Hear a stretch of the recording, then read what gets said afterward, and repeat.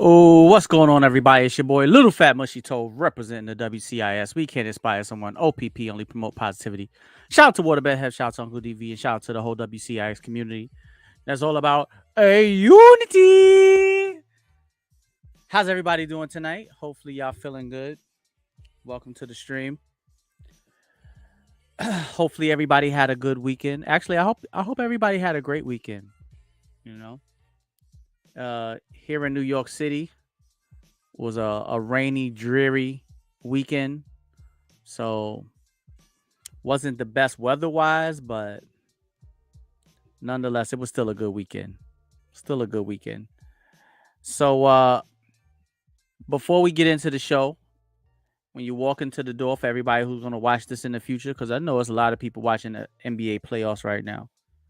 The Knicks versus the Miami Heat, and then Los Angeles versus Golden State. I actually want to go and watch that game myself, and I don't like LeBron, and once Golden State created that super team, I didn't really rock with them like that. But I think that's going to be a really good matchup, and I ain't gonna lie, I do want to go watch that myself.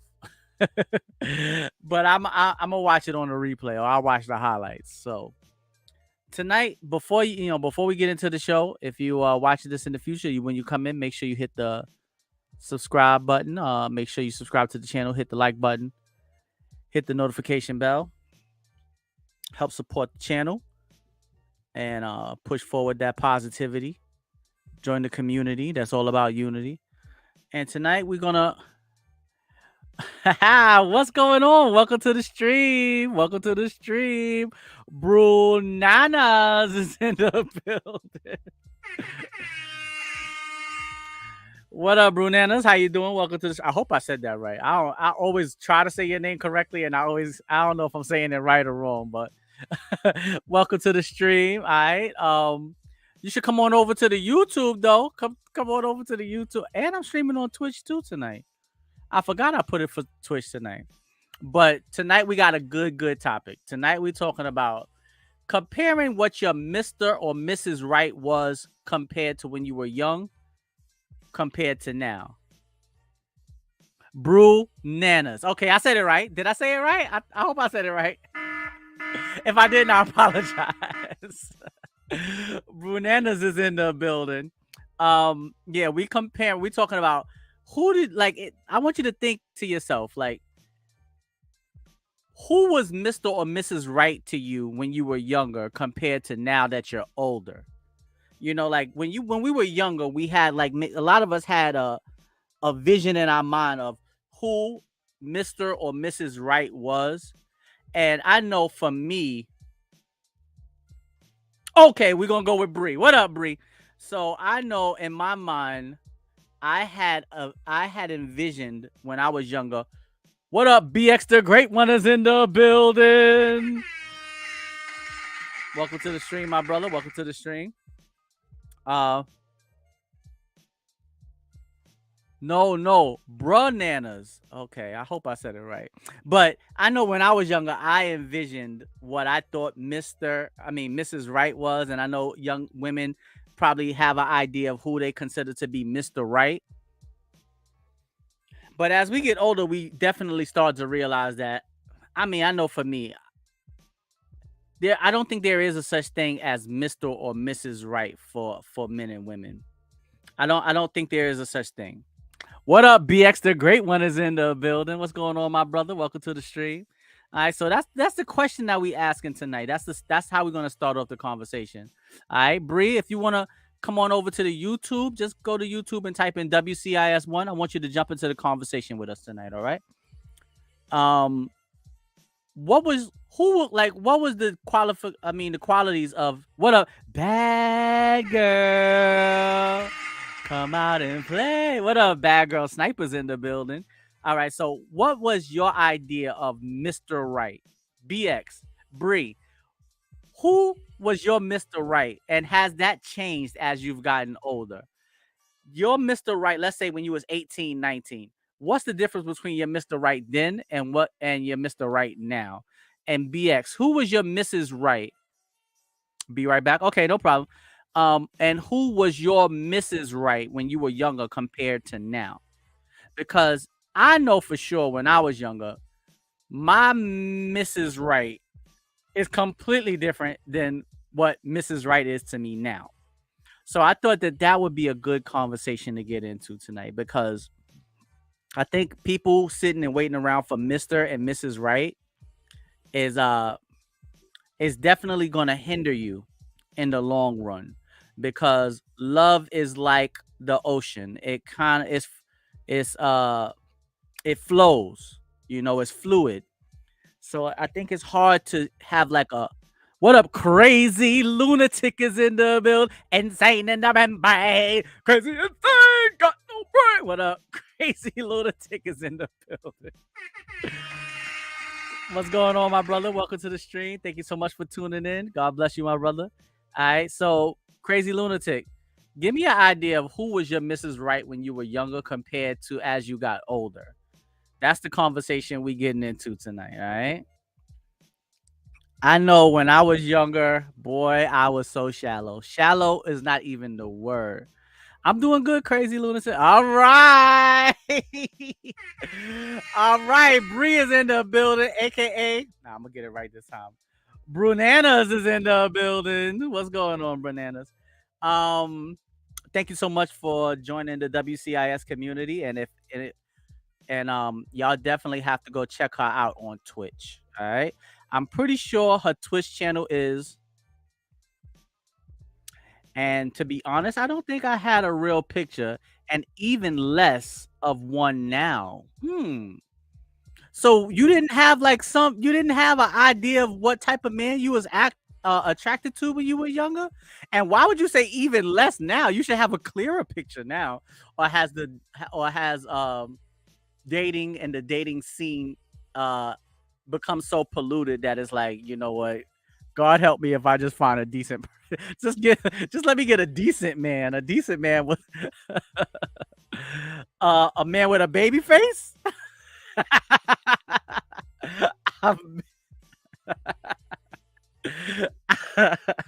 A man with a baby face. That was that was your only qualification. Yo, that's what's up. Bree said I got a man with a baby face. All right.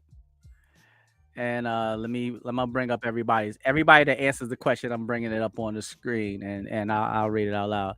So Brunana said, and to be honest, I don't think I had a real picture, and even less of one now.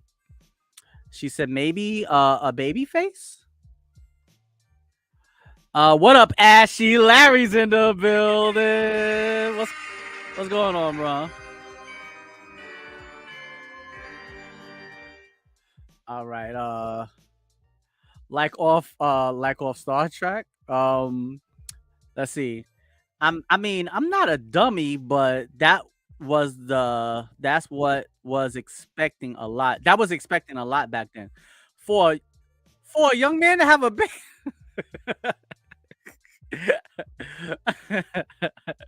All right. Well, I mean, did you ever come across one? I know when I was younger, I had some unrealistic expectations, and thank God that I was able to outgrow it and understand that what's on the surface. When I was young, what was on the surface meant a lot to me, but as I've gotten older, I realized that that doesn't really mean anything. No. Let me take that back.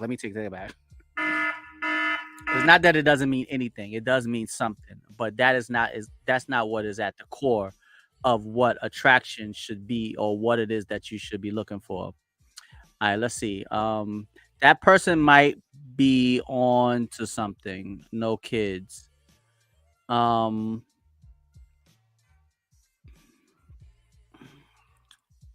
I miss? Wait a minute. Hold on. Did I miss a comment? Somebody said something about no kids. I don't think I seen that comment.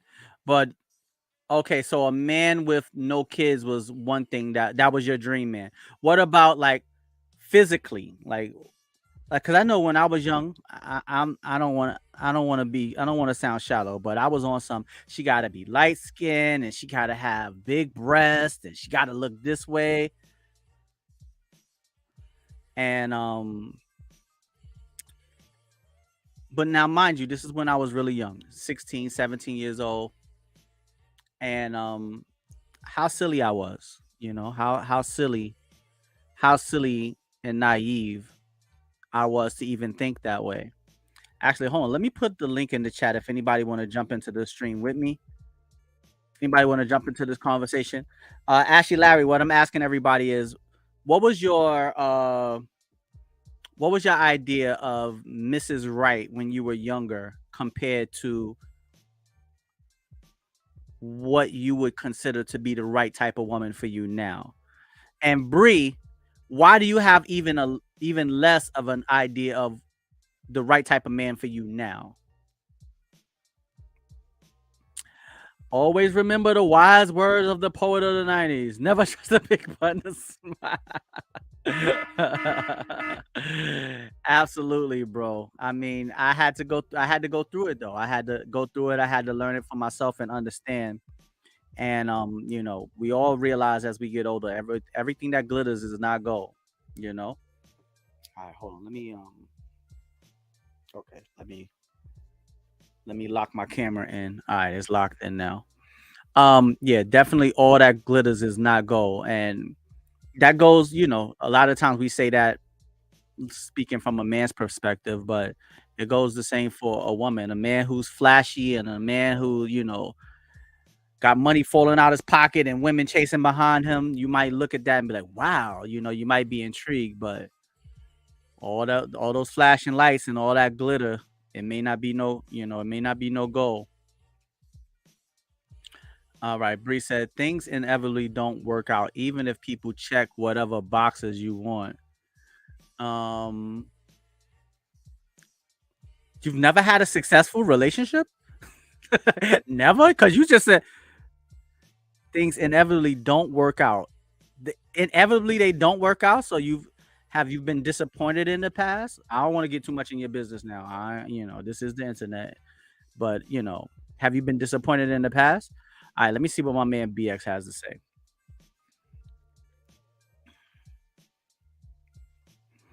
I'm sitting here thinking, what was my Mrs. Right at 18 or 19? I can't even give you an honest answer, bro. um, Bree said, if we aren't together, then it wasn't successful. No, that's not true, Bree, because every experience brings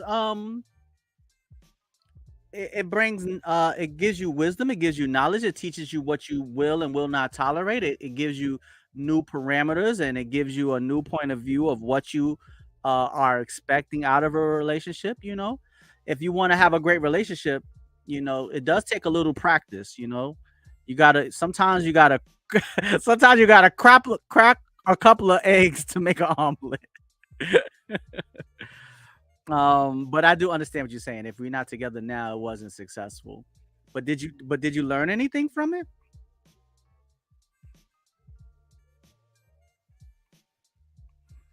A lot of lessons learned doesn't equate to success. It may not have equated to success yet, but it could in the future.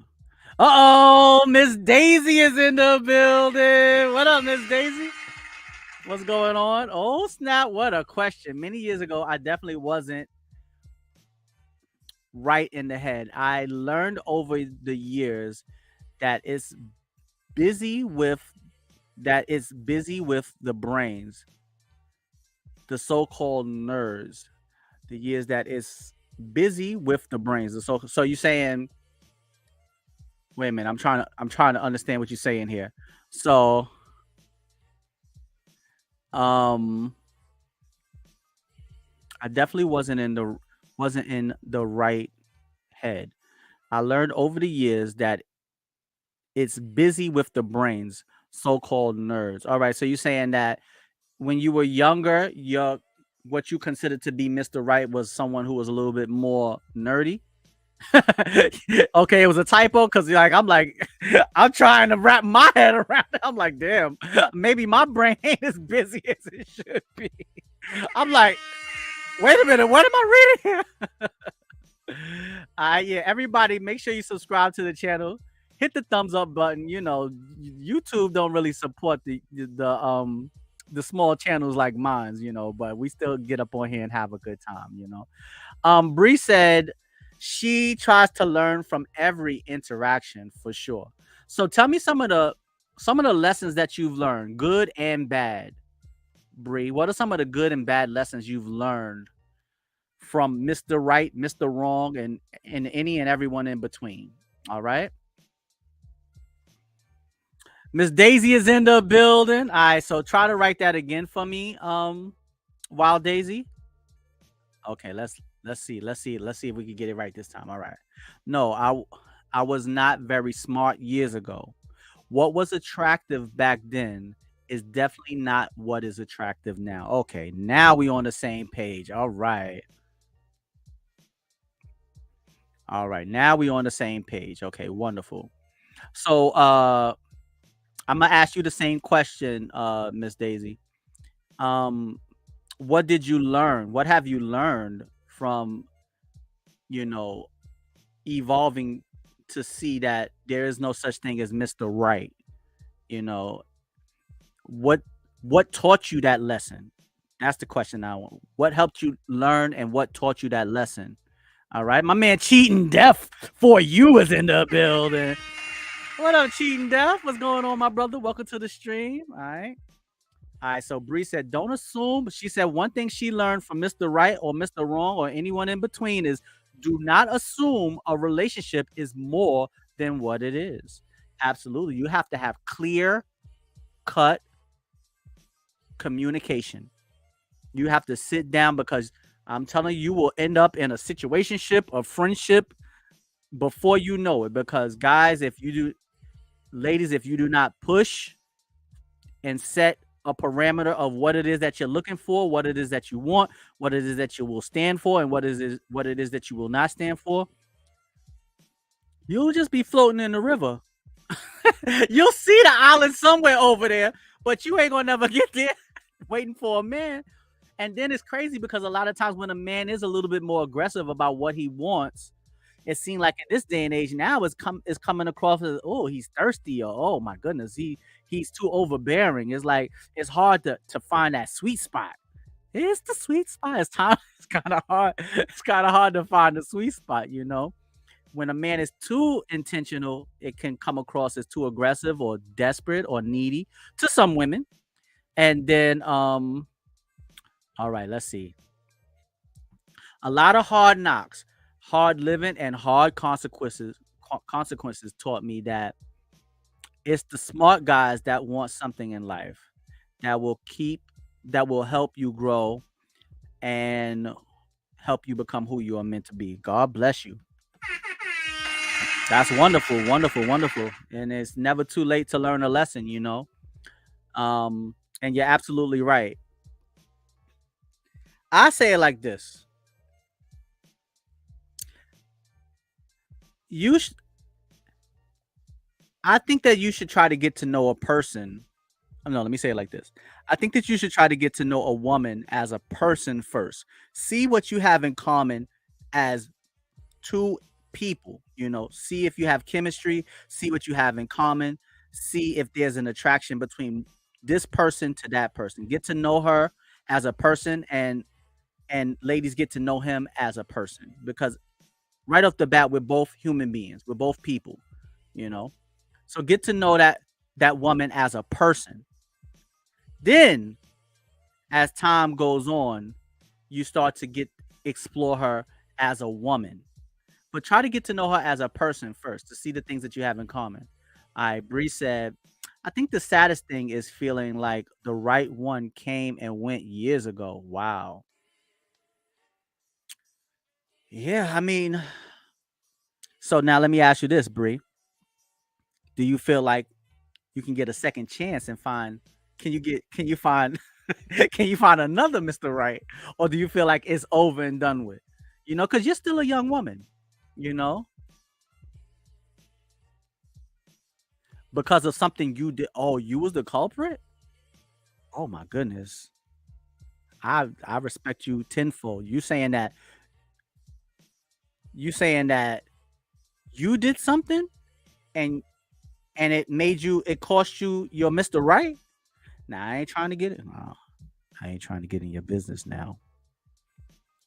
But it's very rare to hear a woman publicly hold herself accountable.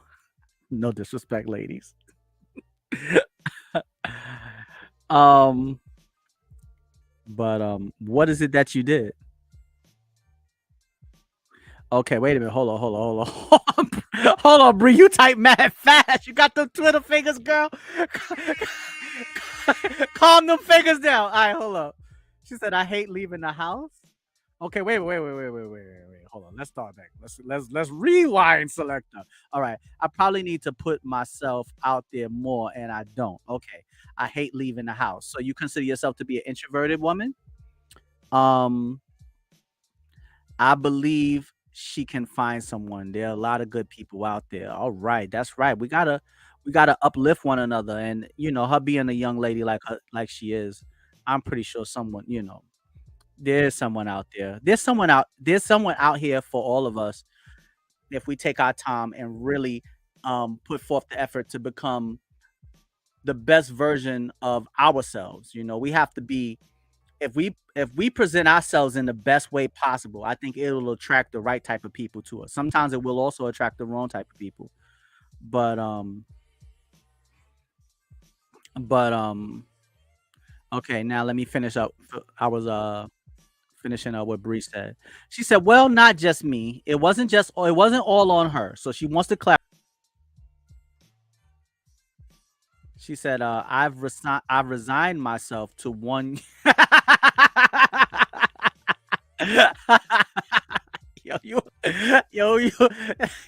I don't even know. I don't know if that's to call that a serial dater or a serial relate. Like 1 year, that's it.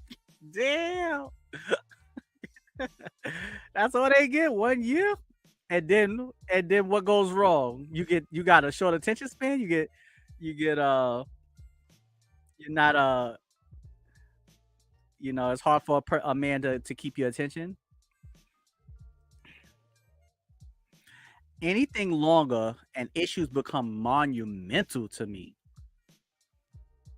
That's intriguing to me. I'm really intrigued by that. I'm really intrigued by that. But I do applaud and I appreciate your honesty. That's wonderful. Um Bananas is also a streamer on Twitch.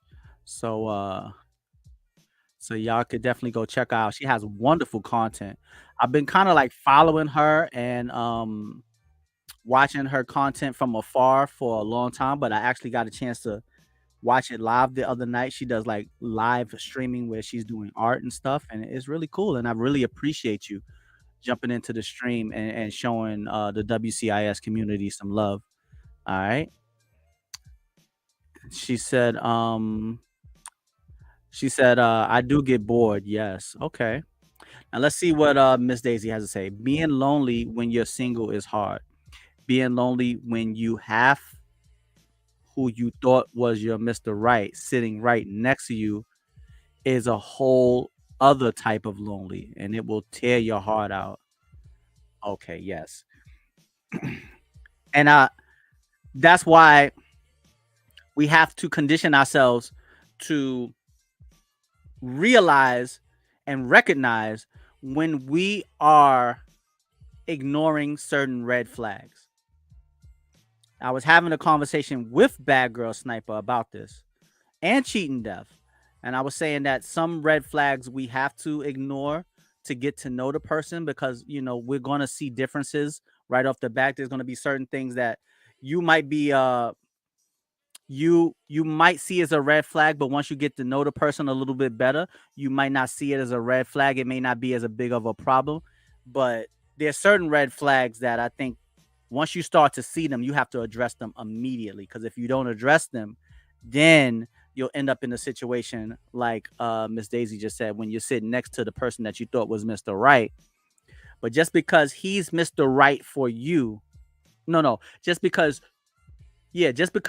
he's Mr. Right for you, unfortunately doesn't always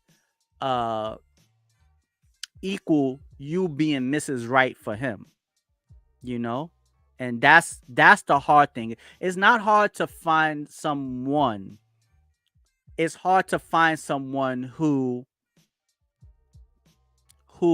loves and appreciates you.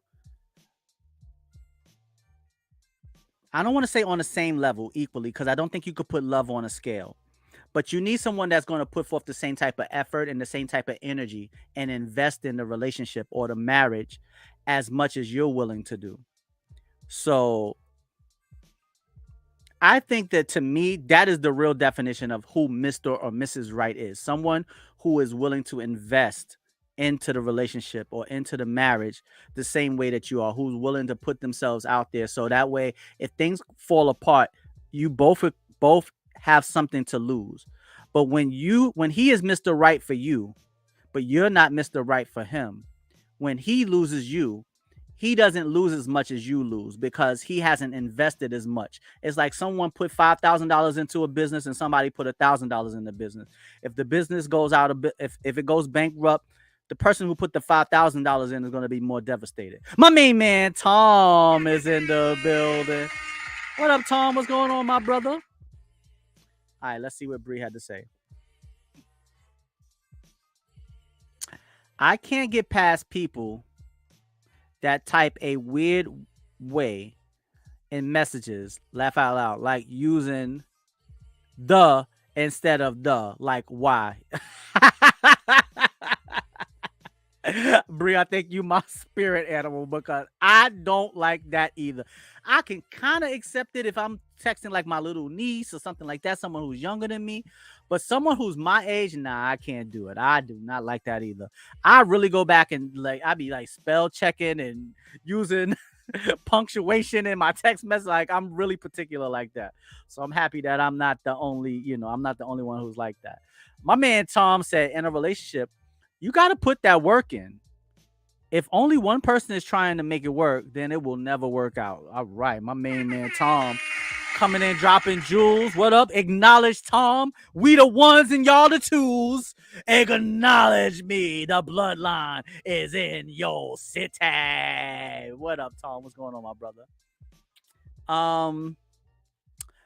While Daisy said yes, and someone who wants to have fun and explore life and adventures with you, not just be Mr. Right when it's time for sex. Exactly. And ladies, that's why you have to really take time. That's why I said you have to get to know each other as individual, as people, one person to another person before we start to explore man and woman. Because once you start to explore man and woman, then it starts to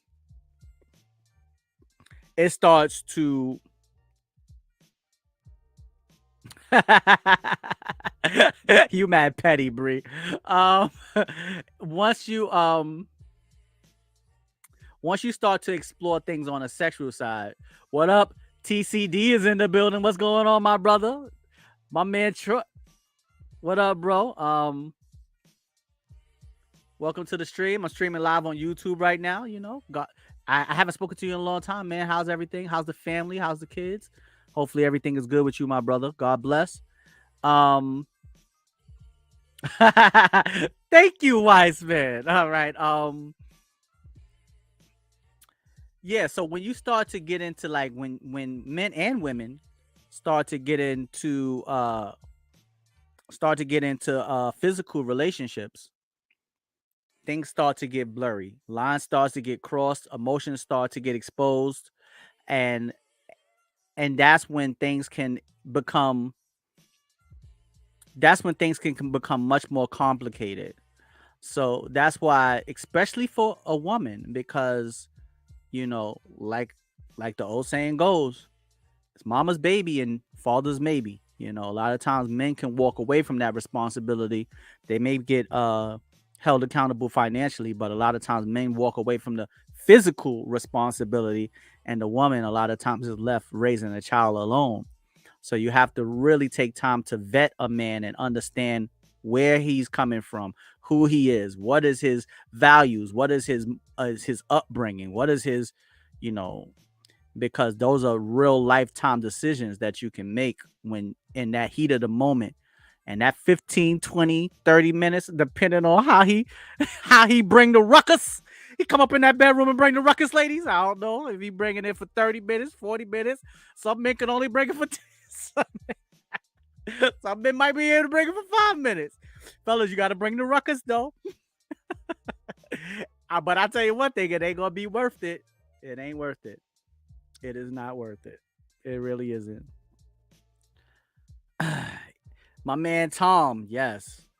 My man Tom said, let's drop a bomb in the chat for that one. Focus on the emotional bond first. Sex can come later. Absolutely. And I think a lot of people are looking for a bond through sex, and sex is a great way to bond with one another. But I don't think that that's a good foundation to build the bond and the relationship on, because like we've spoken about in previous episodes, lust and temptation tends to fizzle. It tends to fade. You need to have something substantial to hold that relationship together, to make sure that there's something you have something in common, you have some type of chemistry, you're both invested, so it won't be so easy to walk away from one another. So to me, I feel like Mrs. Right is the woman who will invest and have my best interest at heart, who was willing to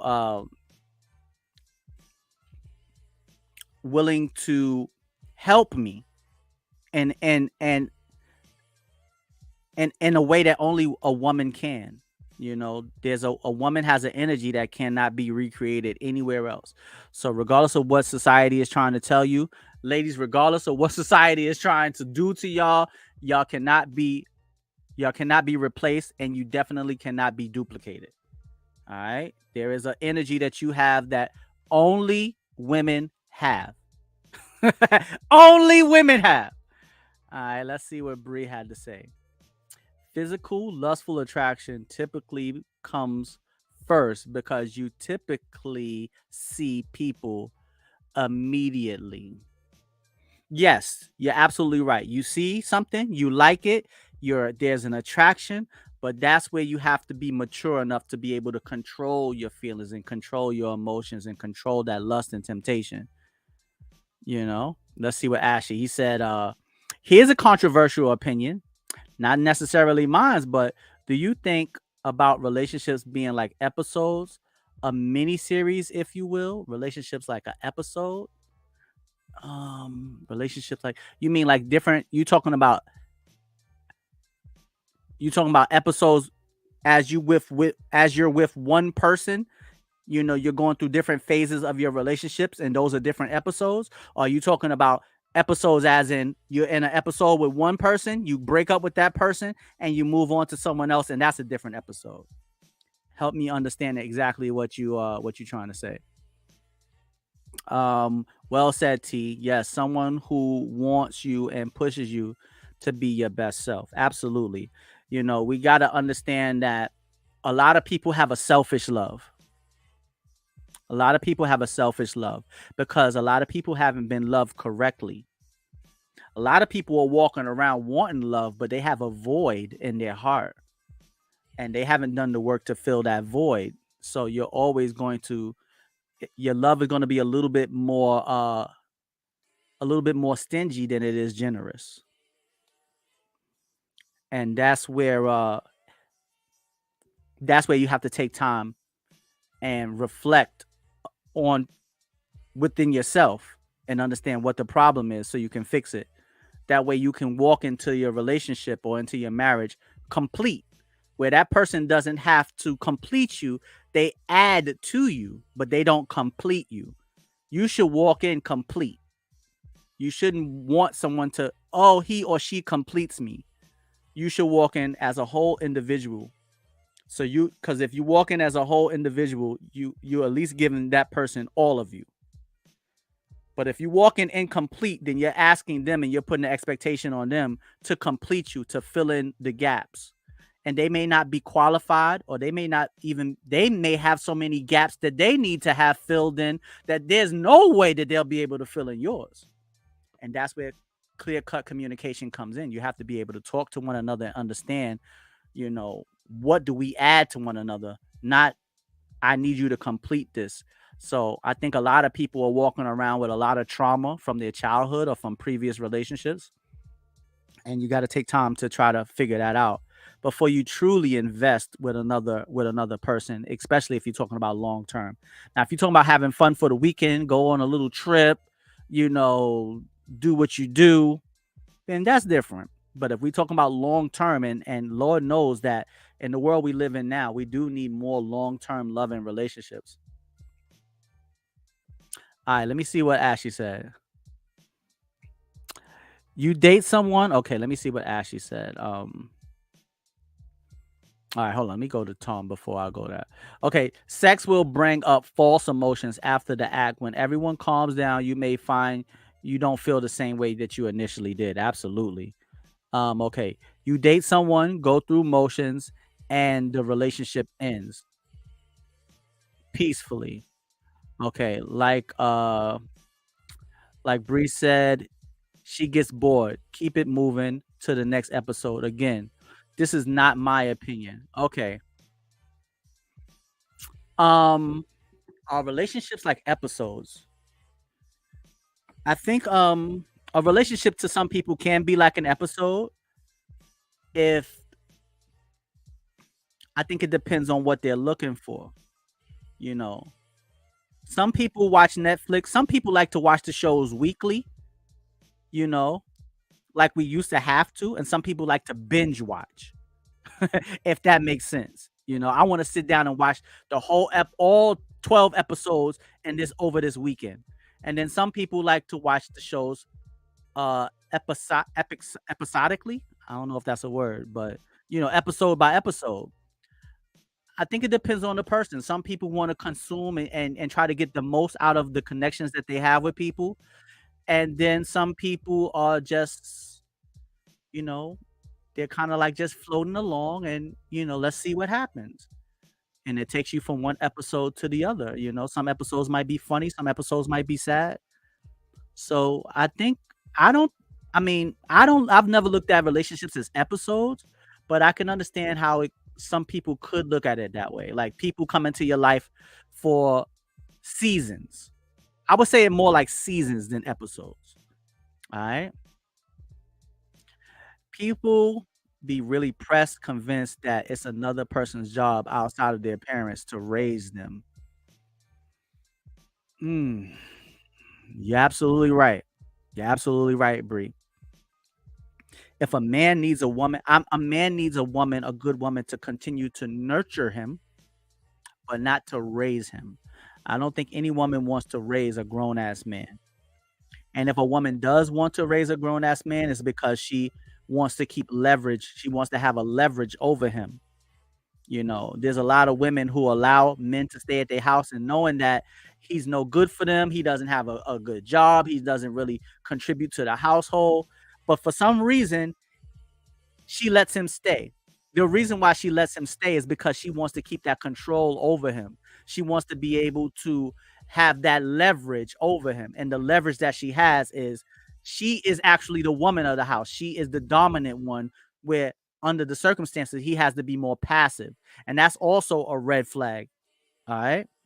Um that's a good point. Going into a relationship with the idea that he or she makes me happy is the wrong thing to do. If you aren't happy with yourself already, nobody else can make you be happy. Absolutely. Absolutely. Um baka banner. Hey, baka banner, my main man Lamont Sandwich. You big dummy. What up, Lamont? What's going on, bro? How you doing, man? How you doing? Welcome to the stream. God bless you and your family. Thank you. Make sure y'all hit that thumbs up button, all right? Make sure y'all hit that thumbs up Support the channel. Support the little you streamer, your boy Little Fat Mushy Tove. You know what up going on, my brother? All right. Tonight we got a good conversation going on. Good conversation. Um, let me see. Lamont, what up with? Okay, I just wanted to make sure that didn't miss any comments. Um, I'm doing good, Lamont. I'm doing good, bro. I'm doing good. Tonight we're talking about Mr. and Mrs. Right. So I want you to answer this question, all right? Give me your idea of what Mrs. Right was to you when you were younger. Let's say when you was 18, 19, who was your Mrs. Right compared to who would be Mrs. Right for you right now? Like the qualities that you looked for or you found to be attractive or valuable when you were younger, which ones have stayed the same and which ones have changed, as you've gotten older. So compare your Mrs. Right to from when you were younger to now that you're an adult. All right. Because when I was young, my Mrs. Right, it was real shallow. It was all based on looks. My Mrs. Right damn near had to look like Beyonce. Had to look like Beyonce or something. Like my little short, pudgy ass can't get no damn Beyonce.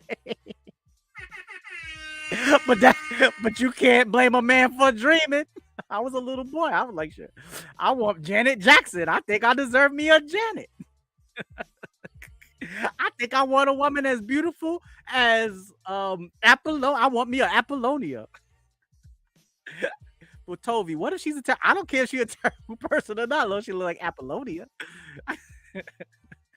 Oh, to be young and naive. To be young and naive, but that's how I thought. I'm man enough to admit it now because those are the things that those are some of the things that you go through when you're young. I was the same way, Tove, but I chalked that up to being to teenage hormones. Absolutely. And it only took a couple of times. No, let me take that back. It took more than it took more than a couple of times, but absolutely I learned my lesson by being enamored by that glittery gold, because we all know all that glitters is not gold. All right, my main man Lamont Santry, you big dummy, I'm about to slap you back to El Segundo. 18-year-old me wanted a lady that was physically attractive. Present me finds her beauty in her goals, attitude, and how she carries herself. My main man Lamont dropping bombs in the chat. Absolutely, my brother. We're gonna tag that comment right there. We're gonna tag it. Absolutely. And it's a shame because we have so many sites now that perpetuates and is forcing women to rely and bank on their looks so much that they're forgetting the essential things that a real good grown adult mature man is really looking for and really wants. Yes, your physical appearance is very important. There has to be an attraction, but we've all seen people that are very attractive, and once we get to know them, once we hear the word, I say I can never say that I'm attracted to a woman until I hear her speak. Until I hear a woman speak, I cannot be attracted to her. I can be attracted to how she looks, but I cannot be attracted to her until I hear her speak. Because at least when I hear her words, I can get a sense of her energy. I can understand her attitude. I can understand her. I can get a better idea of her level of intelligence. Hot on the outside, but ugly on the inside. Absolutely. And if that's what's being promoted to the younger generation of women. And it's a shame. It's really a shame, because when you build your foundation and everything is based on how you look, it's hard to get out of that mentality as you get older. As men, we can't really base everything on our looks, because a woman don't want to be with a cute bum. No matter how handsome you are, she ain't gonna let you sit on the couch and play 2K and Call of Duty but for so long before she say, you know what? He cute, but he got to get his cute broke ass up out of here. You got to bring some value. You got to bring some value, and the way you bring value is to make sure that you are trying to be. First of all, you have to live within your purpose. You have to believe in who you are, what it is that you want to do. Understand your talents, your God-given blessings, and capitalize on them and focus on them and try to become better every day. Be the best man that you can be. You know, and then once you start to do that, then it'll be a lot easier for you to eliminate certain things out of your life and things that you feel like you deserve better. And a lot of times when a woman is very beautiful, it's hard for her to believe that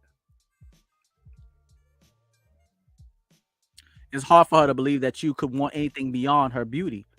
Like, I'm beautiful. What more do you want? Lamar said it straight up. That's exactly right. Exactly.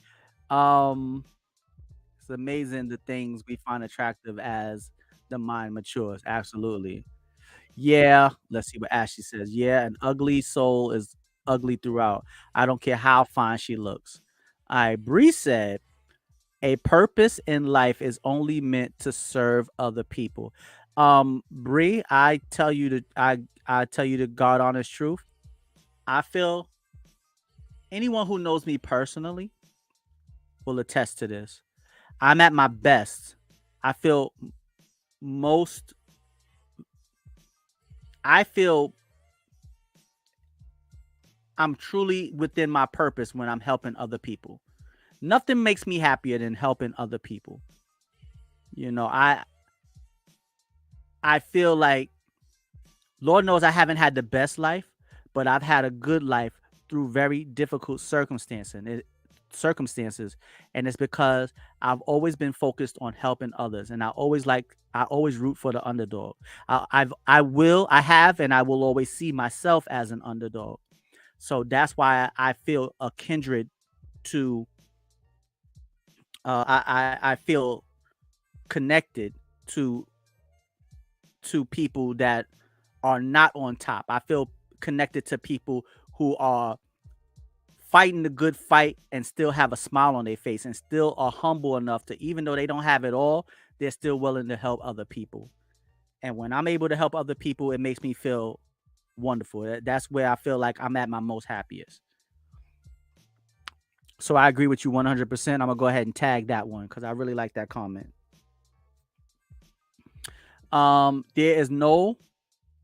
There are no purposes that serve self. There's no purposes that serve self. Explain that to me.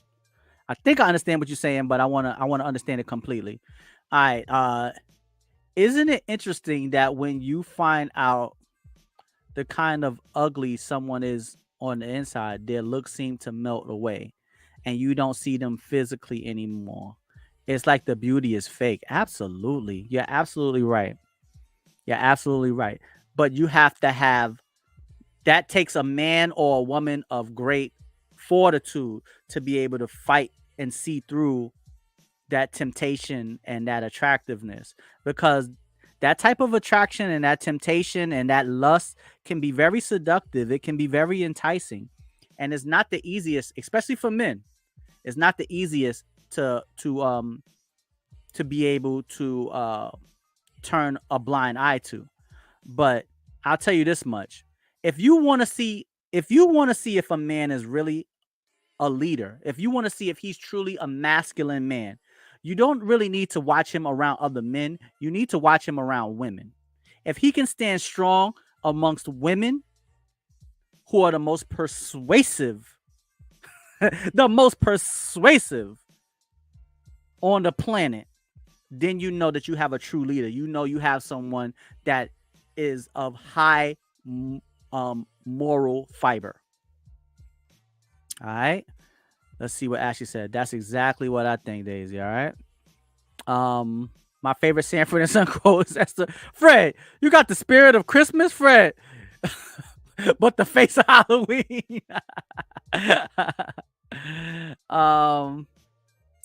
Isn't it odd though that any purpose you find in life is it to the wait a minute.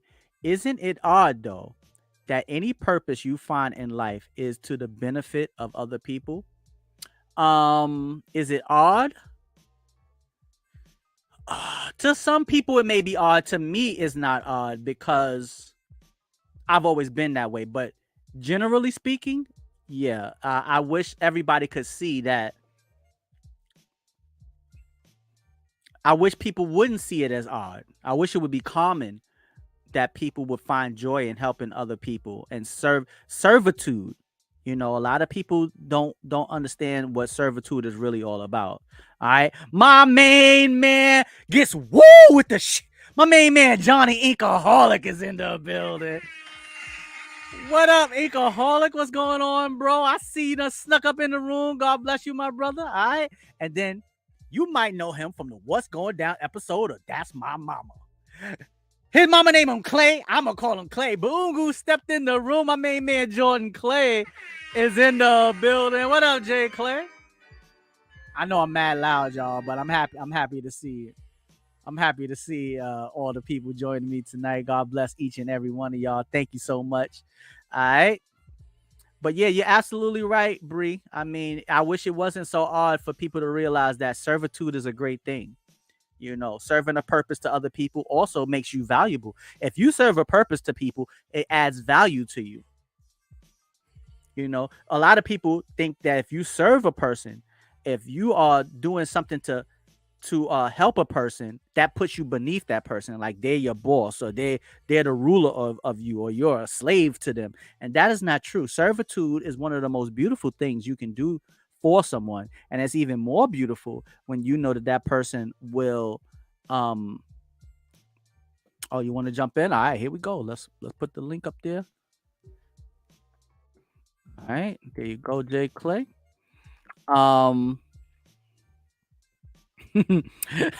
Cassius Clay. The only Clay we respect is Jay Clay. Shout out to my man Jay Clay is in the building.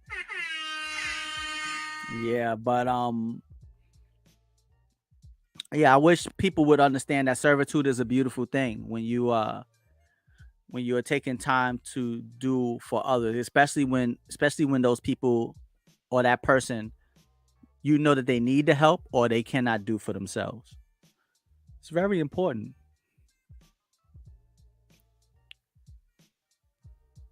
Next, you're gonna say pregnancy, not weird, cause it. Whoa, wait a minute. Hold on now, Bree. What you talking about? What you talking about? Pregnancy is weird. What you pregnant? Why would I say pregnancy? Next, you're gonna say pregnancy, not weird. Pregnancy is not. Pregnancy is weird if you're not married. It could get real weird. But if you married, what's weird about pregnancy? Cause it is. Well, I don't have no kids, so I'm free like a boy. I ain't got no kids, so pregnancy is kind of. I'm Lord. Somebody. I wouldn't want nobody to tell me that. Listen. Hold on, wait a minute. My man Inca, hold on. Let me see. My man Inca said,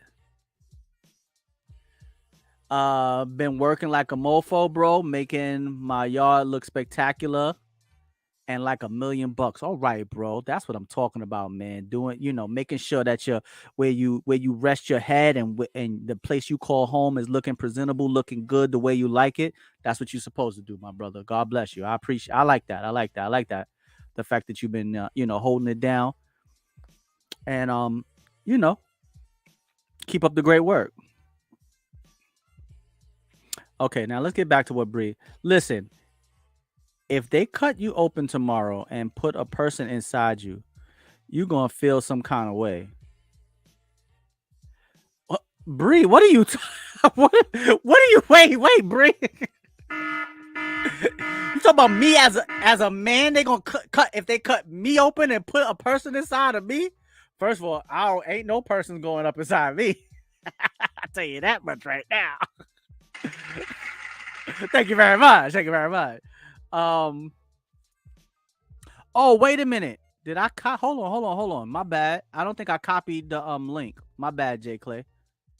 Hold on. That's my bad, bro. I think I put the link from the last show. Um, I don't like the taste of alcohol. Me neither.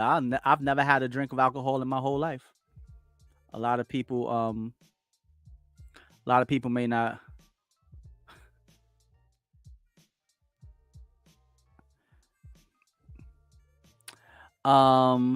No kids here neither that I know of.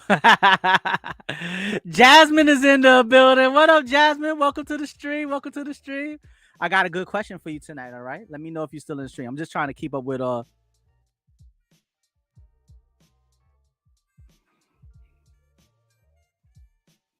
I feel like I made a valid point, you know. Okay, my man Jay Clay is in the building. All right, Jay Clay is in. Jasmine, I got a good question for you. All right. Forget the gender. LOL. It's still weird. Nah, a woman having a child is one of the most beautiful things in the world. I don't know. As long as you marry, you know, I'm not really out here trying to tell anybody to have a whole bunch of kids and you ain't, you know, you're not married. That's definitely hurting the world, and it's definitely hurting some communities more than others. You know, I'm gonna just leave it at that. I ain't trying to separate us, but some communities are suffering because of that more than others. You know, so but right now, I always love to do this introduction. You might know him from the What's Going Down episode of That's My Mama. Bring it to the stage, North Carolina's own. You ready, Jay Clay? Cause we gonna call him Clay. Mama named Clay. Call him Clay. Knocking on the door. All right, we're gonna bring Jay into the stream. What's going on, my brother? Jay Clay is in the building. Good I want to say good afternoon, good night. Good evening. Good evening, my beautiful people of WCIS. What's popping, baby? What's going on, Jay Clay? How you doing, my brother? Hey, you know, blessed, highly favored. A little rough patch, couple days, but hey, we're gonna get through it. All right, well, it's good to see you. It's good to see you, my brother. All to everybody too. All right. So tonight we are talking about Mrs. and Mr. Right, what you consider to be Mrs. Right when you were younger, compared to what you know or what you feel is Mrs. Right in present day. So I want you to go back to when you were younger. What was your ideal? Well, who was Mrs. Right to you back then? All right. And then let's fast forward and really think about how that list or how that perception of who Mrs. Right was for you back then, how it's changed as you've become an adult. Boy, Mrs. Right was Miss Jenkins. Miss Jenkins. Describe Miss Jenkins to us. Miss Jenkins was my math teacher. Beautiful black. Like the episode of Martin? Oh, Mrs. Trinidad? She was finer than that. Miss Jenkins. Yo, man, I was in high school. I was a freshman in high school. Okay. And man, Miss Jenkins was bad. Look here, I got in trouble with my I don't want to put his business out there, but I put like this. A family member can see why I kept getting in trouble. Okay. When he saw her, he was like, "That's why you keep getting in trouble." Yeah. So what qualities did she possess that made her seem as if she was Mrs. Right for you? Man, truth be told, she talked so calm. Okay. Smooth. She was like a calm talker. She's a good listener. And I felt so bad because you know you can tell her a bunch of BS and she gonna listen and make you like even though she know you're wrong, she gonna right. She can tell you you're wrong without being rude about it. And then man, oh man, the body on Miss Jenkins. So she was all right. So when at that age you considered a woman that much older than you, or what? How much older than you was she? She was 10. No, actually, she was 20 years older than me. So, and how old were you at this time? What, 16, 17? Yeah, 16, 17. So she was like 37 going. So when you were 16, your Mrs. Right was that much older than you? Look at here, brother. Look, mature. She was mature. I think what it was for me, she related to the young folk as far as how she taught us. Uh-huh. And it was like she didn't play a side. She she would put the girls in their place and put the boys in their place. Right. And it was like, dang, like, yo, she putting it like, like she didn't have to be aggressive with the boys because she was fine, so the boys was gonna listen to her. Yeah, they're gonna listen anyway. They Yeah, trying to put her up. yeah, and she was real cool. But I think what it was the fact that like all the teachers tried to be tough, Uh-huh. and you can tell she was like, I'm gonna tell you the key word. Feminine. Man, and the cool thing about her, so I liked her because she gave off that I can be the boss, like I can be a boss, but she didn't have to say it. Right. She walked with purpose. She talked with meaning and with purpose. Right. She is a woman of value. You couldn't just get away with saying anything to her. Yeah, and man, look, her husband was a lucky man. Her husband was we like straight up. I think the only time we gave her attitude is when he would come to class. And, like it's crazy because like when I think of a power couple, I think of them because he was in the military. Okay. But like just how like the boys would go crazy over her, the girls would go crazy over him. Okay. And like because this dude was like, he kept himself well clean. He was very like. Bree had a question for you right here. She said, "What kind of teacher was she?" Oh man, look here. She was a teacher in person. What subject did she teach? Math. Okay. Math. All right. But man, look, she was a teacher in public, but in my head. All right, let me see what my man Incoholic said. When I was a kid, as long as you had a nice front and a fat back, that was Mrs. Right for me today. As a mature grown man, as long as we click and our energies match, I'm game. I'm too old to be picky. All right, my main man Incoholic. I first of all, I respect your honesty. Because that's a very honest comment. Absolutely. Yeah. Okay, she said she know it was math, but this ain't sound like he was describing. Hey, in that class, I wasn't. Bree, you got to understand a young man, sitting in class with a beautiful older woman all day. Yeah, that ain't your normal type of class for a young man like that. Yeah, I wouldn't look. I had math was my forte, so I didn't have to. I didn't have to do work because I already knew what it was. Like, if you ask, if you were to meet my mom and ask her mom what was his best grade, and she's gonna tell you math. All right, so let me ask you this, Jay. So, what she said, did you pass? Yeah, flying colors. I had flying colors. I had an A in that class. Couldn't wait to get to math. Look, all my classes, you could question, but the one you could not question was math. So let me ask you this. So how has your vision of Mrs. Right changed over the years? To be honest, I am more, I would say for me, now it's all about, for me, Mrs. Right would be an open-minded person. All right. Somebody who will attempt to understand me. Who will attempt to understand me. Because what I ask for is what I give back as well. Right. So I feel like I feel like in today's society, if I can just get a woman to attempt to understand me, you ain't got to agree with me on everything because don't nobody want no yes man or yes woman. Right. But if you will attempt to understand where I'm coming from, that's a that's a quality that I look for in Mrs. Wright. If you attempt to be the best you, Okay. for you and then for we, Absolutely. I definitely feel like that's Mrs. Right for me. Um, just like I said, the open mind, because I feel like when you come in with an open mind, you're not coming in thinking you're right all the time. Right. You're not coming. I feel like when you come in to anything with an open mind, you're not coming in less combative.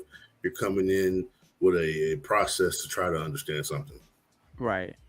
When I was younger, Mrs. Wright was basically built on how she looked. Yeah. As I've gotten older, Mrs. Wright to me is the effort that she puts in to the relationship, building a relationship with me. Okay. If she's equally invested and can keep up with, if she can keep up with my effort, then we good. Because when I am completely invested, very few women have been able to keep up with my effort. And Okay. that's usually why it starts to fall off for me. But if a woman can keep up with my effort and keep putting in that 100% the same way that I am, it's going to motivate me to continue to try to do more and be better for myself and for her. When a man is trying to better, ladies, I'll give you this piece of advice. When a man is trying to better himself for you, he has some type of love for you. If you see him trying to better himself because he wants to put himself in a better situation so he can put you in a better situation, he has some type of love for you. Trust me when I tell you this. Let's see what Bree had to say. Bree said, don't discredit people caring about appearances, though. It's nice to know that your partner makes an effort to look kept up. Absolutely. Oh But yeah. absolutely. And that goes double for, because as men, we're visual creatures. Mm-hmm. We're very visual. So it is important for a woman to keep her appearance.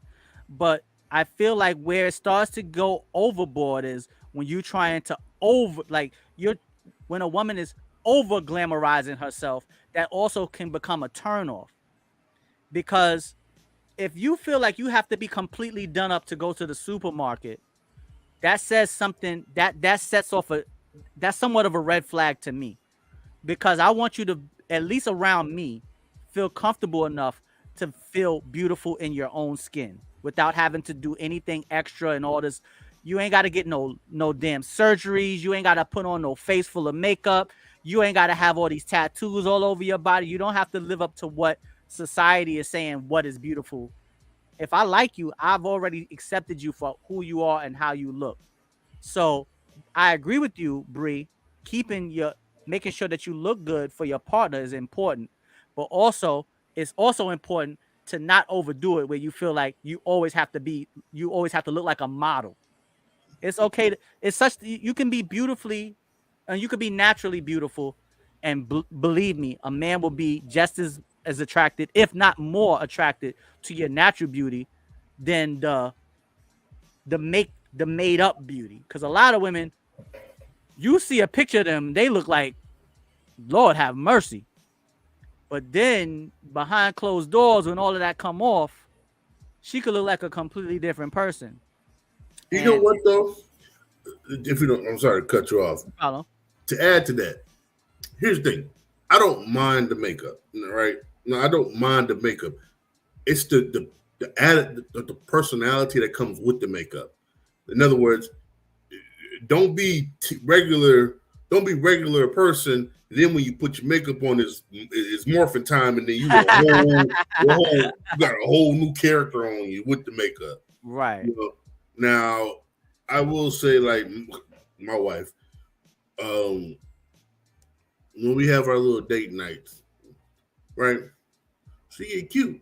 She get beautiful, and I do the same. Because in return, just how you got beautiful for me, I want to get niced up for you. Right.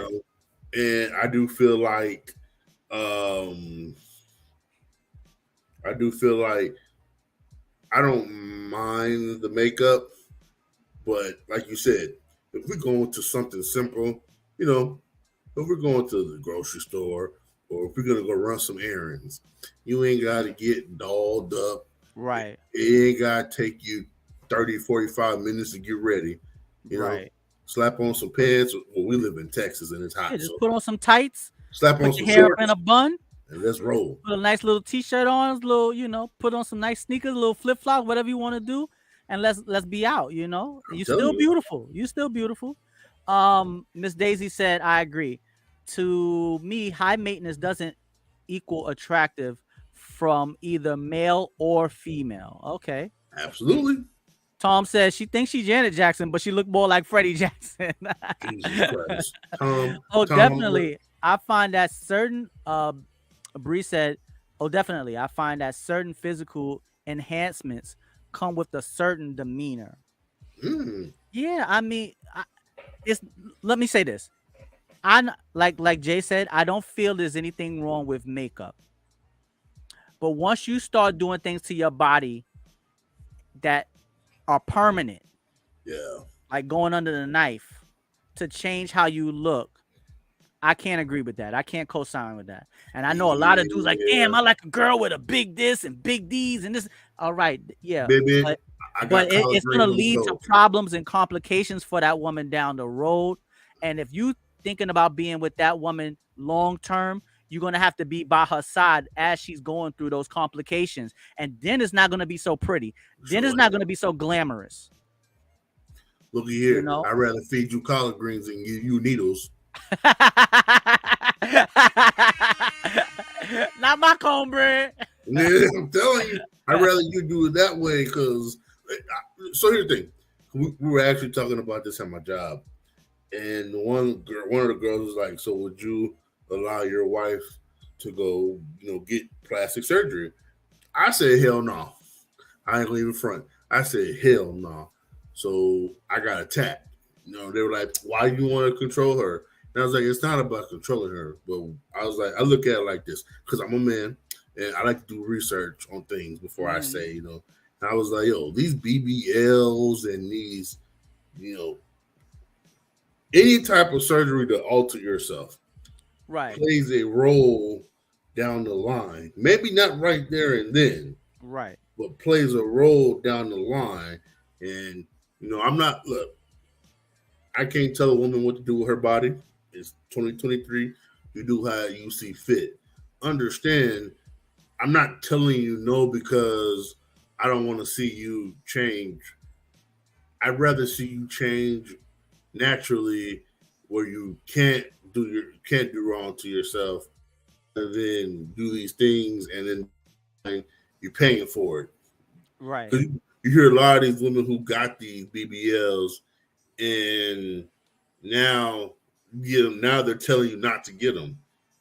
Right. Yeah. Now they starting to say, go take it out and don't get it. Yeah.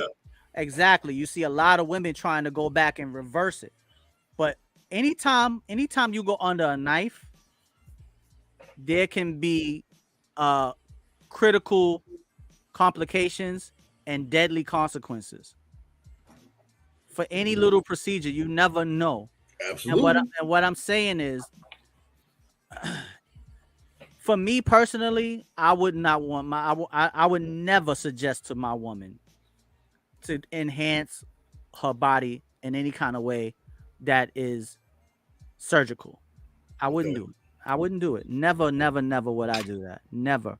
Because it actually plays into the man and woman's vanity. Okay. And vanity is a sin. Because you're focusing so much on, damn, I want my woman to have a big, I want her to have a big ass. But you're not thinking about what that's going to do to her when she's 57. Yeah. You thinking about right now, my girlfriend looks hot. I might not even be with her when she's 57, so who cares? That's terrible. Yeah.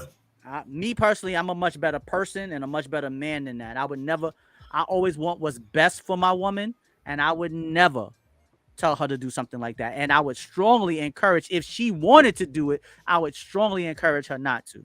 I'm not here to tell her what she can or cannot do, but I would strongly encourage her not to. And I would tell her it would change things in the relationship between me and her. Absolutely. It would. Because if you're with me and I love you for who you are and how you look, don't worry, and that comes from a lot of people comparing themselves to other people. Yep. You know, that happens. Comparing themselves to other people. If you see a dude and he got a Tesla, the nicest car, big Bentley or car, who cares about that? Don't look at him and let that pour over onto you where you feel like, okay, I'm less than because this person has more than me, because you don't know what they did to get it. Look here, you heard what. And at the end of the day, there is one way in this. I could tell you, I'm not going to say this is the only way, but this is a surefire way to make sure that you could never be a failure in life. A person who is truly happy cannot fail. If you are truly happy, regardless of what you have or where you're at in life, if you're truly happy, there's no way anyone can ever call you a failure, because you are happy. That means you have emancipated yourself from everything around you and you have found happiness for yourself. Then there is no way that you can fail, because there are millionaires who are miserable. Oh man.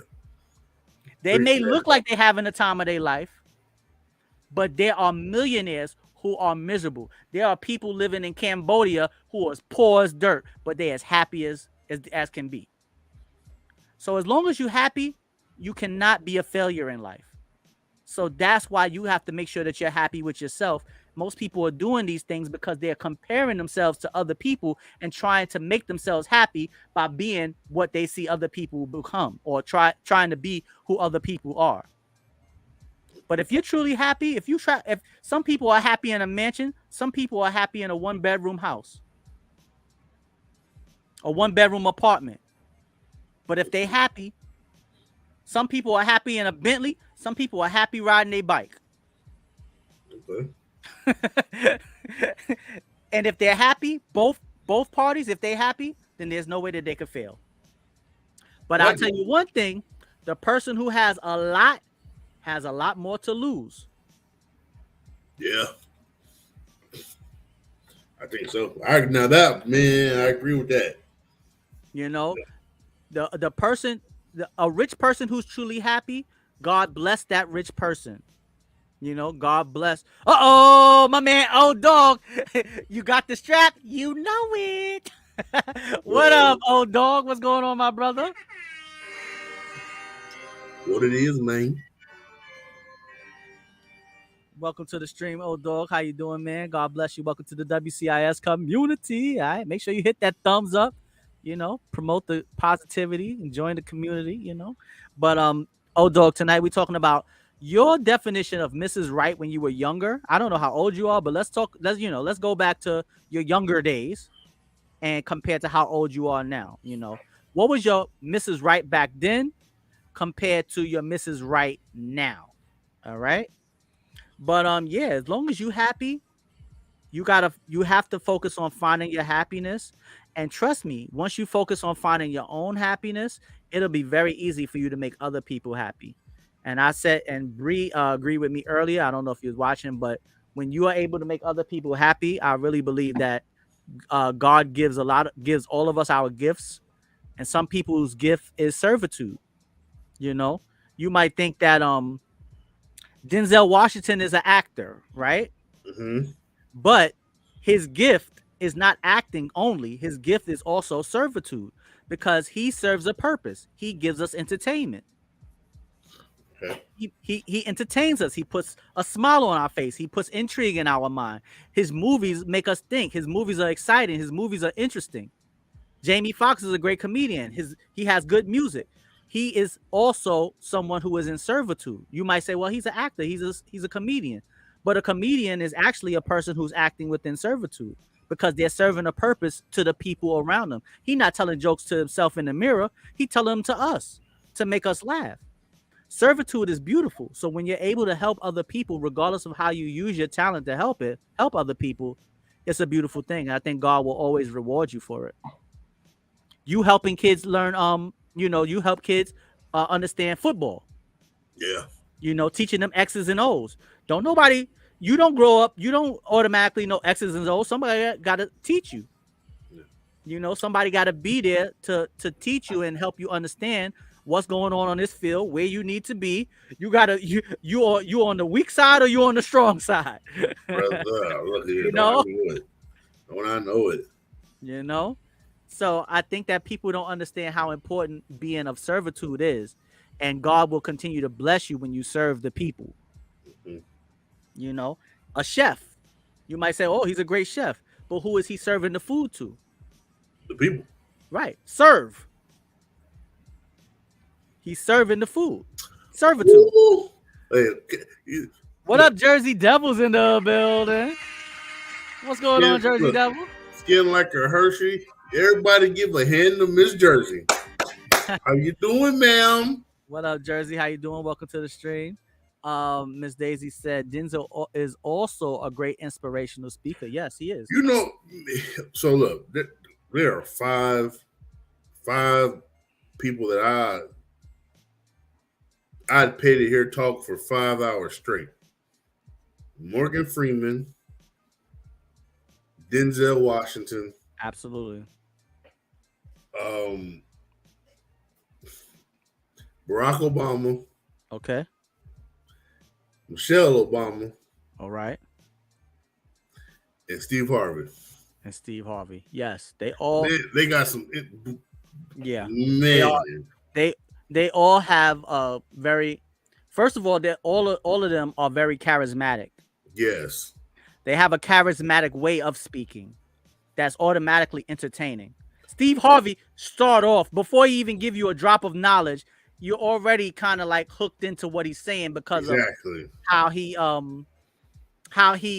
goes about delivering his message. Bree says Steve Harvey. I don't know.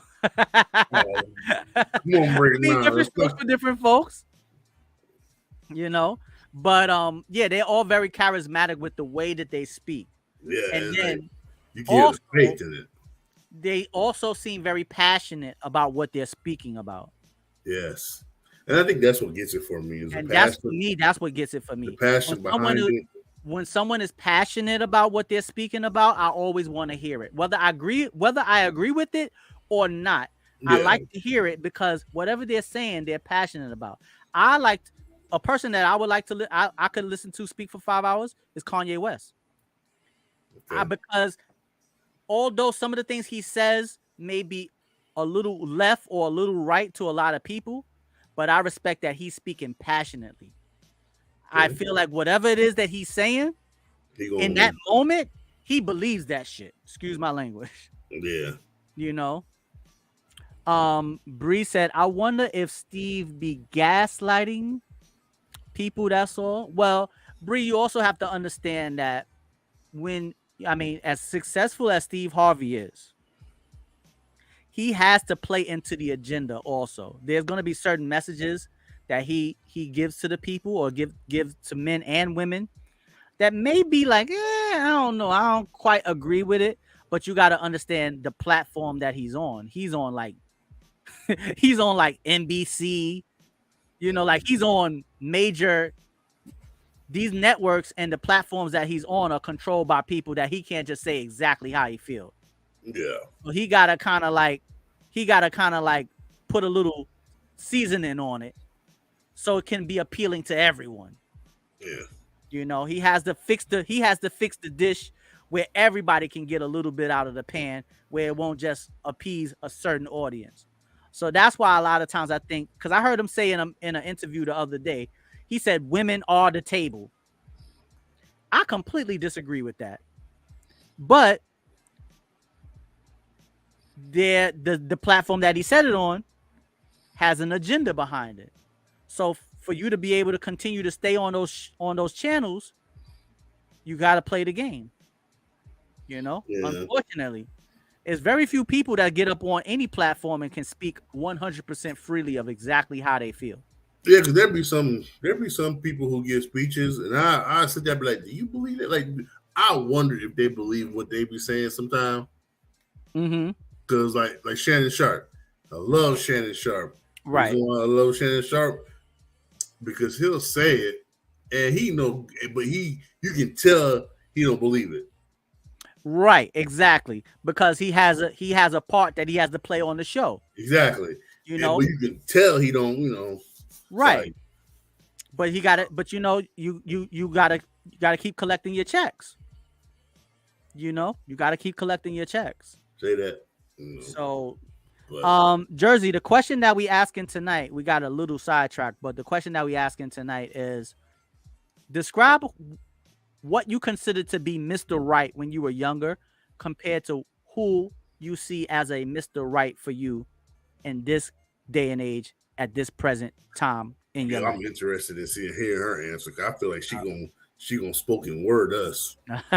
All right. So if you're still watching, the question is, what was your definition of Mr. Right when you were younger compared to your definition of the right type of man for you now? All right. How has your vision of who is the right type of man for you, how has that evolved over the years? All right. So while she answers that question, what I want to ask you, Jay, is, so in which way do you feel like when do you feel at your, what is it that you can do that makes you feel at your most valued? Like you're adding a lot. How can you add the most value to the people around you? What is it that you can do that adds value to the people around you? There's quite a few things. Let's hear it. Definitely a good listener. All right. I definitely, like I said, I keep an open mind. You can, like you said, I'm gonna listen to you, whether I disagree with you or not. I'm still going to treat you like the human you deserve to be treated like. Absolutely. I'm going to be respectful and mindful. Now, a lot of people feel like when you say be mindful, you hold your tongue. I don't hold my tongue for nobody, but at the same time, I'm not disrespectful for no reason. Right. I give you the respect that I think you deserve, which I think everybody deserves respect until you do something to take that away. Okay. But I definitely, good listener. I do my best to make people feel comfortable. Amen. Because I don't care how cool you say you are with somebody. If you are not comfortable, you are not going to give them your all. Right. Unless you're comfortable around them, unless y'all comfortable with one another. Yeah. So I think that I bring comfortableness to a situation.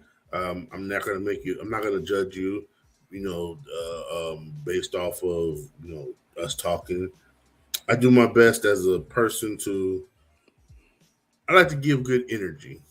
Okay. I like to say saying all that to say I give good energy. Absolutely. I bring good energy to the table or to the where we're hanging out. I bring good energy. All right. Inkaholic, thank you so much. I gotta head out. Glad I caught the show this time around. Yo, Ink, thank you so much, my brother. God bless. What up, Real Life M is in the building. What's going on? I'm streaming live on YouTube right now. I got a good question for you. I got a good question. You want to hear the question?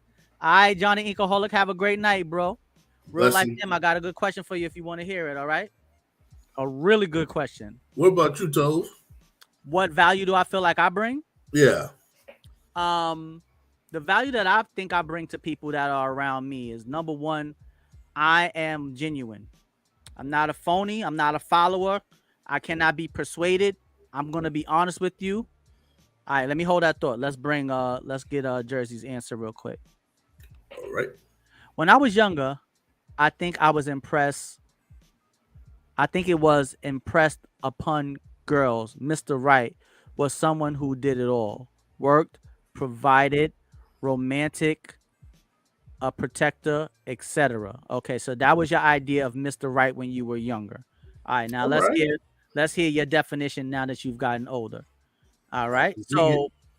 So yeah, I'm not fake or phony, so I think people can get a genuine I think they get a genuine energy from me, and it allows people to be honest with me, and then it also allows them to look at me as a friend, someone that they could speak to, because a lot of times we feel like we can't tell people certain things because we're going to be judged. Okay. I can't tell people certain things because I'm going to feel embarrassed. But if you see someone who's genuine, and if someone asks me a question, I'm going to give you a genuine, honest answer. I'm not going to try to sugarcoat it or butter it up. I'm going to give it to you honest. And if you can see he's genuinely telling me the truth here, he's being honest with me, then it will also allow you to be more honest when you speak to me about what's going on in your life and going on in your mind. All right, let's bring up her part 2 of the answer. As an adult, Mr. Right is someone who is consistent more days than not and shows up every day to be positively active in the relationship. All right. We're going to tag both of those answers right there. 2 very well, eloquently put answers, and I agree. Oh, Absolutely. So Consistency is so very important. Do not introduce a person to an energy that you cannot maintain. Drop a bomb for that one. Yes, we're going to drop the bomb in the chat. Yeah, that one. Right? Absolutely. Jersey just dropped 2. Actually, we got to drop 2 bombs in the chat. All right. Man, Miss Jersey. I also feel I feel like I'm adding most value when I'm helping others. Okay. That's where I think I'm really good at helping people. I'm a good problem solver because I genuinely listen, I genuinely care, and I genuinely want what's best for people, even if it doesn't provide any kind of reward or any kind of benefit to me. Okay. So I think that's some value that I add that definitely adds some a little bit more positive energy into the world that we living in. All right. So now everybody in the chat, before we get up out of here, I'm gonna ask everybody the last question. All right. Now we're gonna give ourselves an opportunity to give ourselves a little pat on the back here. All right. Okay. Because we on our channel, we can talk about the good, we can talk about the bad, and everything in between. All right. I love to talk about what we can do better. I love to talk about, some of the things that. What up, Kev? What up, Kev on the IG? I love to talk about the things that we can improve on. But now let's talk about everybody in the chat. Before we get up out of here, I want your final comments to tell me what makes you Mr. or Mrs. right now. Would you consider yourself to be a Mr. Right or Mrs. Right? What are the qualities that make you Mr. or Mrs. Right for someone else? What are your best qualities when it comes to interacting and intertwining it with another person romantically? That's my last question for tonight. Are you Mr. or Mrs. Right? Think about it to yourself and really be honest. And if so, what makes you Mr. or Mrs. Right? Uh-oh. Bree answered the question mad quick. What's she say? Nope. Wow. All right, so then, okay, let's ask the question on both sides then. If you don't feel like you're Mrs. Right, why do you feel like you're not Mrs. Right? Let's open the question on both sides. So if you feel like you are, why? If you feel like you aren't, also why? Ooh.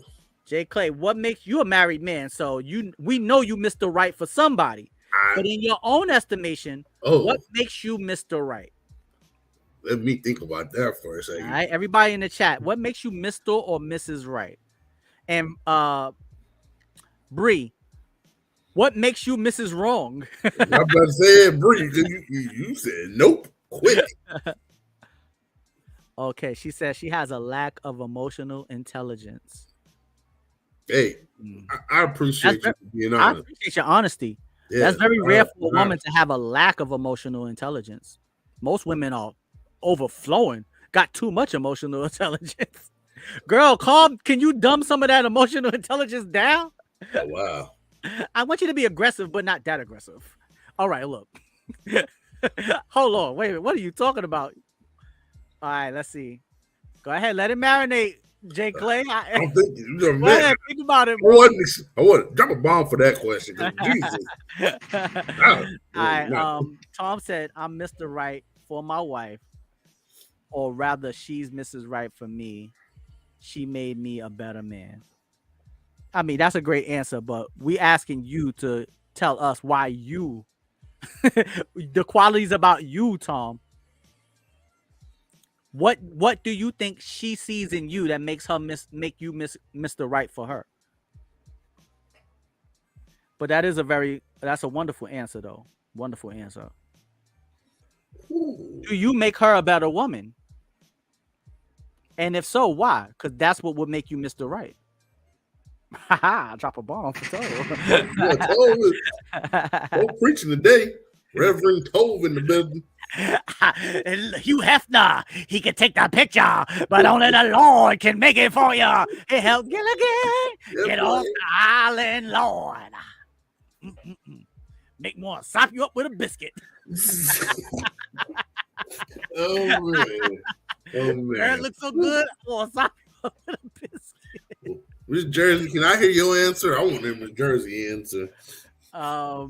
Yeah, everybody. So everybody in the chat before we get up out of here, tell us what makes you Mr. or Mrs. Right. I'll answer the question. All right. For me, what makes me Mr. Right is number one, I'm very consistent. Okay. I'm still very romantic. You know, I'm not afraid of love. Love is still resides and resonates within me. I'm a very even-keeled person. Mm-hmm. I am very emotionally intelligent. I can control my emotions and I can control my actions.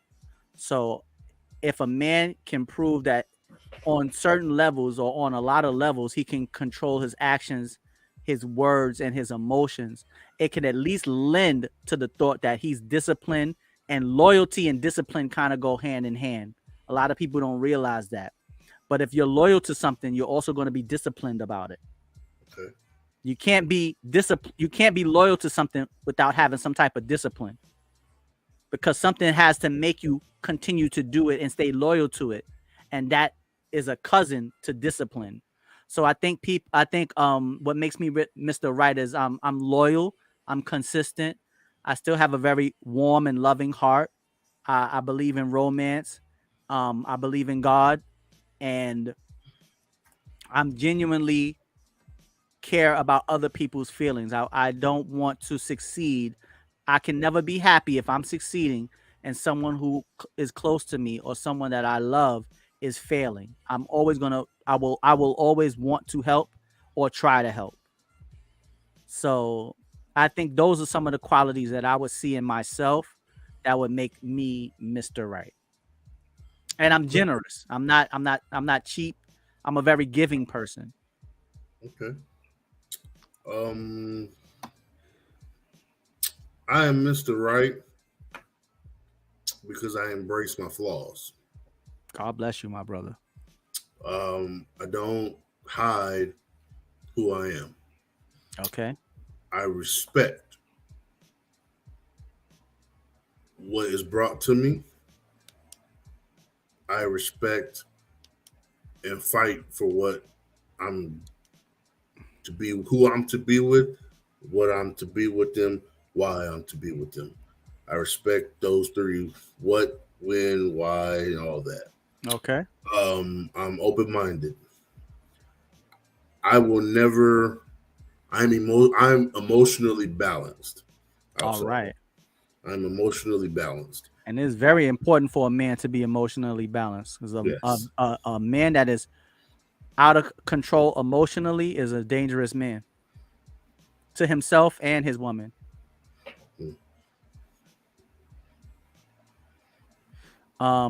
Believe it or not, admitting your flaws means nothing from personal experience. Oh, let me get that one. Wait a minute. Let me get that one. Huh? Let me get that one. All right, go ahead. You're right. Admitting to it means nothing if you're not willing to fix it. That's true. Drop a bomb. Now, just how I just said, I acknowledge my flaws. I acknowledge them. Now, the second part to that is, what are you doing to fix them? Fix them. Right. Because if I'm insecure, I can't expect my partner to fix that. That's something I got to fix within. Right? However, I can express to my partner why I'm feeling that way. At the end of the day, it's on me to fix that. Or, like they say, if you're not willing to fix it, don't waste that person's time. But Right. to admitting your flaws does mean nothing if you're not willing to fix them. Right. Kind of like apologizing. You can apologize for cheating, but are you going to stop? Right. Now, if Bree, if you're talking about it from the flip side of it, saying that you admitted your feelings to someone else and your flaws to someone else, and it didn't mean anything to them, then that's on that. That's right. That's on the other person. Yeah, that's on them. That's not on you. All right. Yeah, but yes, I agree with you, Bree. You're right. Admitting your flaws means nothing if you're not willing to. Right. Exactly. If you're not willing to fix them, then you got to be able to. Say, it's the word. It's about accountability. Yeah, because me and my wife have been together for 12 years, right? And in those 12 years, she was not perfect, and it took her years, and she's still working on them. As am I. Again, like I said earlier, I'm not going to ask you to do something I wouldn't do myself. Absolutely. You know. All right. Go ahead.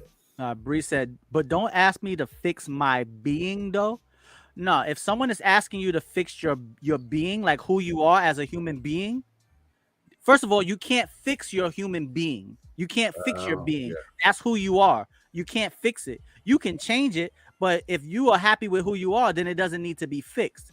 Yeah. Someone can't. Only you yourself can see that flaw within you and say, okay, this is something that I need to fix. But someone else saying, let me fix your being. That's the wrong person. All right, now let's see what Jersey had to say. She said, I think I'm Mrs. Right because I'm evolved enough to know where I need to be flexible, when I need to give more grace, and how I can build and support my partner. All right, wonderful. Jesus Christ. All right. I mean, drop another bomb in the chat. I'm Can we change your last name? Ain't no devil in Miss Jersey. That's straight. Oh my God. Bree said, I'm selfish, laugh out loud. That's why they wanted change. Well, Bree, you can't be in a relationship if you're selfish. Being in a relationship when you're selfish is a recipe for disaster, because love is about giving. It's not about what you receive. So you have to be a little bit more selfless and giving and generous to truly see a relationship flourish and blossom. If you are selfish, then your expectations will continue to rise, and most men are going to tap out and say, you know what, I'm not going to keep putting up with this. Or the expectations that you have because you want certain things for yourself may be too high, and it might be too much of a price for another man to pay. So obviously I'm not telling you to change your being, but selfishness and relationships usually don't go hand in hand. You have to be selfless, generous, and giving. And hopefully the person that you give this to appreciates it and is able to give those things back to you tenfold.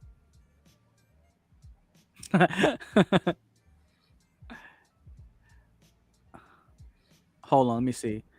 They didn't like that I made myself happy more than they did. Well, then this seems like you invested a lot of time in the wrong person. Yeah, but hold on. Did you give them a chance to make you happy though?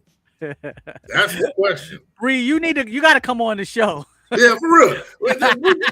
You gotta come sit in the hot seat, girl. Yeah. Jersey said you can't fix your being. You can modify your behaviors in a positive way to improve your goals and outcomes as a couple versus your individual goals and outcomes. All right. She said, oh no, not unreasonable expectations. But see, you would have to ask the other person if the expectations were unreasonable. Because if you set the expectations, You're not the one trying to reach them.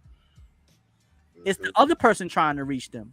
So although you may feel like your expectations are reasonable, but you would genuinely have to ask the other person to find out, were my expectations reasonable or not? Because they are the one who's trying to reach the expectations. You're setting them. You know, I don't know how tall you are, but let's say you 5'5", and I put something really high up on the shelf. Not saying that I'm the tallest guy in the world, but let's say I am taller than 5'5". I'll put something higher than you. I set it up. It's easy for me to reach it because I'm taller than you, but it may be a little bit more difficult for you to reach because you're shorter. So the expectation or where I set it was a little bit too high. Okay. But to me, it's like, just reach it. What's the problem? Like, duh, Tovi. I'm 5'5", you 6 feet tall. It's a difference. Now, don't get me wrong. I'm not 6 feet tall. I'm just using that as an example. But yeah, let me see. I won't ask you to do what. Wait a minute. I won't ask you to do what I won't. I won't ask you to do anything that I won't do. But you also need to know what they're willing to do. Yeah. That's the key. You could say, I won't ask you to spend $1,000 on me. I mean, if I ask you to spend $1,000 on me, then you should have, I wouldn't have a problem with spending $1,000 on you. But now you need to know, is he willing to spend $1,000 on you? It's not about, it's not about, well, I'll do it for you, so I expect you to do it for me. See, now I want to get to know Bree. Bree, add me on Instagram. I feel like this ain't true. I feel like this ain't true. Well, actually, you know what, Jake Clay? Bree does her own show on Twitch. Get out of here, really? So, Bree, if you want to drop your information in the chat before we get up out of here, go ahead and drop your information so people can come watch you on Twitch and enjoy your content. We got to support one another. She's a wonderful young woman doing her own Twitch channel. It's very successful. It's very entertaining.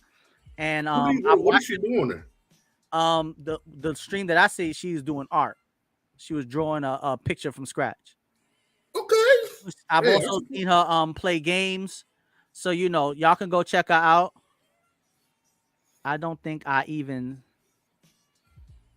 Wait a minute, let me see what she said. I don't think I even set some for that.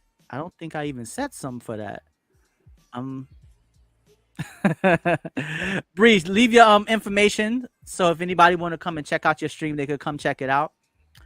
Boy, I tell you, this was a great stream tonight. It was a great stream, a great conversation.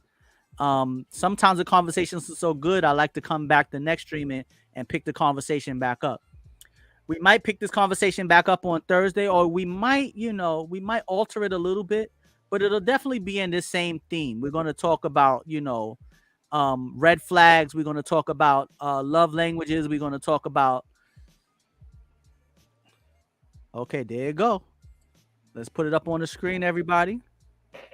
So everybody who want to go watch her content, y'all can check it out at Brunana's right there on the screen. So y'all can check it out. Jay Clay is writing it down. So Bree, let the people know.